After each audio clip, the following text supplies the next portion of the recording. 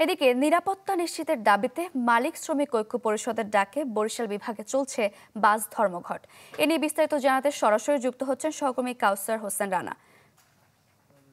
সারিকা, সড়কে যানমালের নিরাপত্তা নিশ্চিত এবং বাস মালিক শ্রমিকদের যে স্থাপনাগুলো রয়েছে, বিশেষ করে টার্মিনাল সহ, এগুলো নিরাপত্তা নিশ্চিতের দাবিতে বাস ধর্মঘট পালন করছে বরিশাল বাস মালিক শ্রমিক ঐক্য পরিষদ।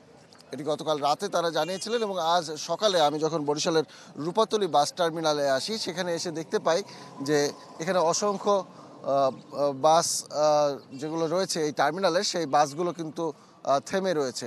সাধারণ সময়ে সকাল 6টার আগে থেকে এখানে বাসগুলো তার বিভিন্ন রুটে যাওয়ার জন্য রাস্তায় এসে থামে এবং অসংখ্য যাত্রী তারা কিন্তু আসেন নির্ধারিত গন্তব্যে যাওয়ার জন্য।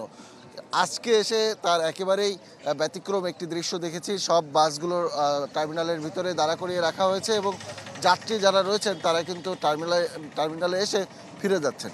তো এই অবস্থায় যেগুলো 3 হুইলার রয়েছে তারা বিভিন্ন গন্তব্যে যাওয়ার জন্য যাত্রীদেরকে টানছে। তবে বাসে যে যাওয়ার সেবা, সেই সেবা থেকে কিন্তু সাধারণ যাত্রীরা বঞ্চিত হচ্ছেন। এখানে আসার পর সাধারণ যাত্রীরা তাদের দুর্ভোগের কথা জানিয়েছেন যে তারা এখানে এসে আসলে নির্ধারিত গন্তব্যে যেটি যেতে চাইছিলেন সেখানে কিন্তু যেতে পারেনি।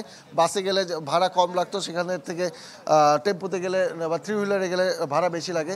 এবং শ্রমিক যারা রয়েছেন তারা বলছেন যে বিভিন্ন সময় তারা বিভিন্ন ধরনের হামলার শিকার হন, তাদের জানমালের ক্ষতি হয়। এই বিষয়টি যেন না ঘটে সেজন্য প্রশাসনের পক্ষ থেকে নিরাপত্তা নিশ্চিতের দাবি জানিয়েছেন যারা। যতক্ষণ পর্যন্ত এর আশ্বাস না পাওয়া যাবে ততক্ষণ পর্যন্ত তাদের এই কর্মসূচি চলবে। এই ছিল এখানকার সর্বশেষ পরিস্থিতি।